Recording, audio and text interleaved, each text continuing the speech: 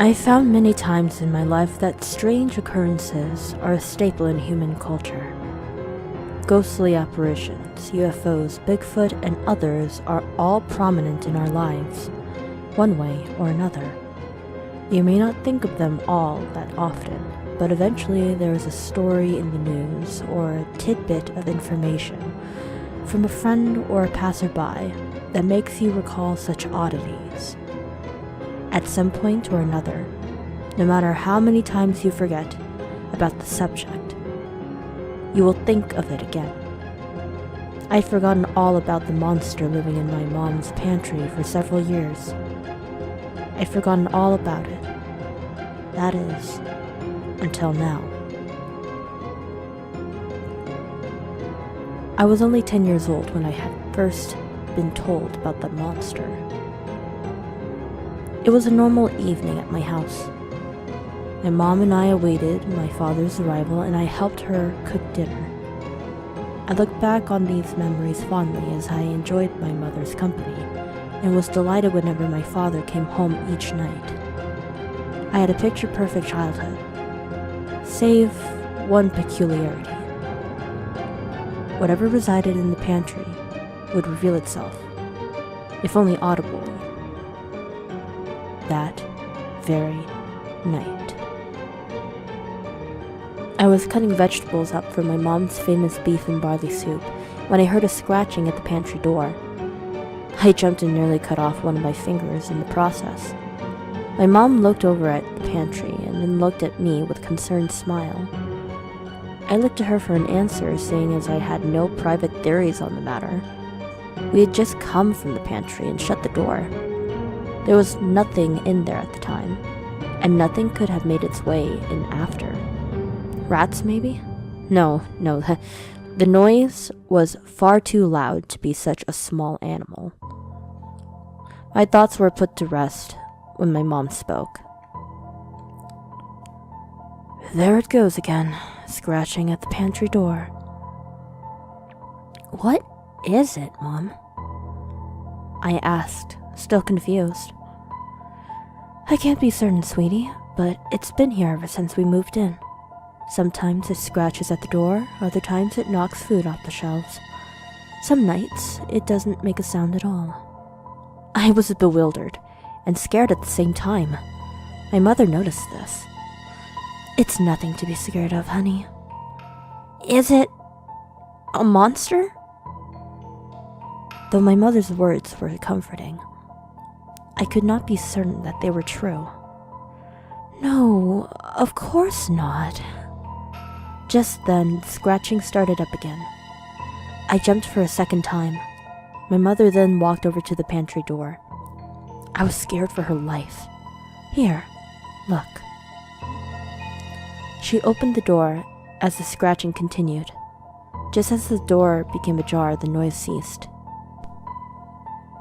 See, sweetie, it's just as scared as you are of it. There is nothing to be frightened of. No matter what she said, my 10-year-old heart couldn't help but race. I was afraid and couldn't help it. For years, I continued to help my mother cook, but I never once set foot back in that pantry. I just couldn't bring myself to do it. I was convinced that the thing living in there was a monster. The fear was kept alive by the occasional sounds of whatever was in there. I would try to ignore it, but sometimes I would have to leave the kitchen. Eventually, the noises stopped altogether. It has now been many years since then, and both my parents have passed away. My mother died of a heart attack, and my father died just weeks later of lung cancer. He always did have a bad habit of smoking, even in the house. It was expected, as I had been in and out of hospitals for many months, visiting the two of them. In their wills, I was left the house, as I was their only child. It took me quite a while to come to terms with their deaths, especially living in the house that we had spent so much time together in. Although difficult, I did eventually accept the situation, and it became a whole lot easier to cope. The house itself no longer reminded me of their deaths, but instead reminded me of little memories here and there that would put a small smile on my face. Sometimes I would walk into the living room and see my dad sitting on his chair, smoking a cigarette and watching TV. I would sometimes still see my mom cooking in the kitchen and getting ready for dinner. These were the little things that kept me going each day. I actually enjoyed living in the house again. Until one day. I'd just gotten home from work when it happened. I sat down on my dad's chair and flipped on the TV to unwind. A thought then crossed my mind. Aside from the tobacco, I had already become my father. Thinking of that actually made me smile. This is when I heard an all too familiar scratching noise coming from the pantry door in the kitchen. My smile quickly vanished. I jumped up and walked out to the kitchen to investigate. The scratching continued and became louder. I looked at the pantry door, hoping an answer would jump out at me, but also hoping that whatever was in there wouldn't do the same. Of course, neither of these things happened, forcing me to actually open the door. I hesitantly did so as the scratching went on. Much to my anticipation, the noises ceased, and I found nothing behind the door but empty shelves and an old broom. This is exactly what happened when my mom opened the door years ago. She, however, had the shelves fully stocked. I think I subliminally stayed away from the pantry, having been so scared of it as a child. My food remained in the cabinets and fridge, with absolutely nothing in the pantry itself. I was no longer a frightened child, but the return of the scratching noises was still unsettling, not to mention bothersome. I didn't hear it for years before this, but now it happened every day, like clockwork. As soon as I got home from work, there was a scratching. Sometimes I would even wake up in the middle of the night to the sound of it. It would not stop until I opened the pantry door. Then, of course, the noise would cease. I would find nothing behind the door. This routine continued for almost a year, but one night something changed. I was lying in bed, trying to sleep, when the scratching sound started up once more. I groaned in anger, not wishing to leave the comfort of my bed for anything, much less that damned noise. Because of this, I did not get up right away to open the pantry door. I just laid there, as tired as ever. After a few minutes, something odd happened. The sound of scratching had stopped. Now don't get me wrong, this was great.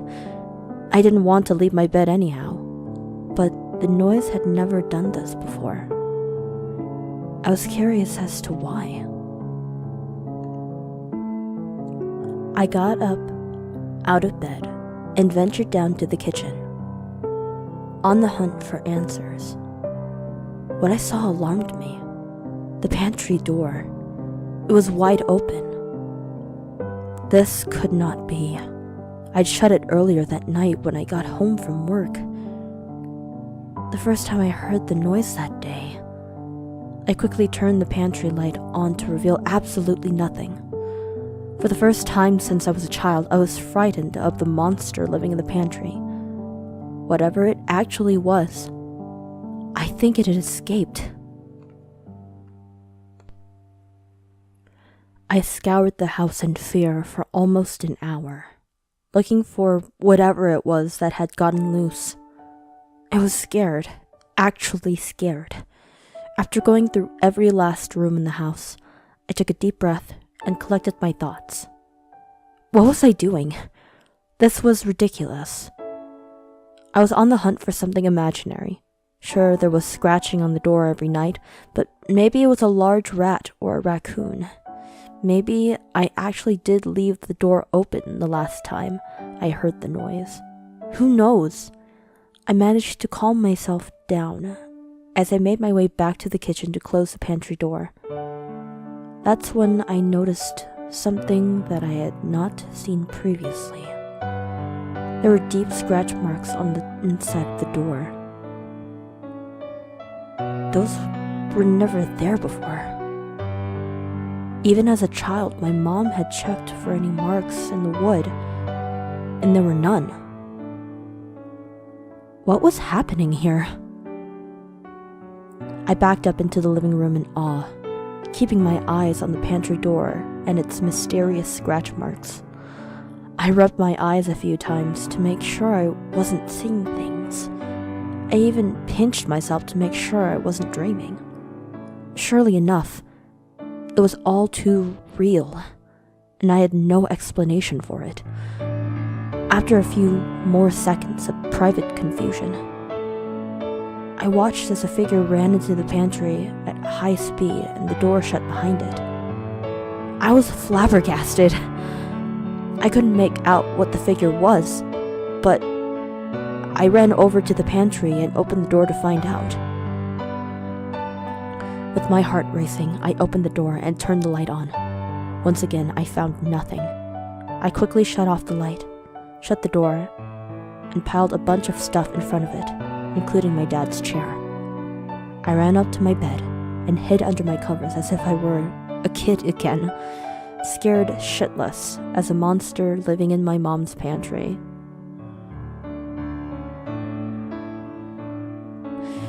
My late night adventure had come to an end. After the adrenaline and fear tapered off, I was able to get some sleep. I woke up and pretended that nothing had happened the night previous. I just did what I usually did. Put my clothes on, brushed my teeth, ate some breakfast, and headed off to work.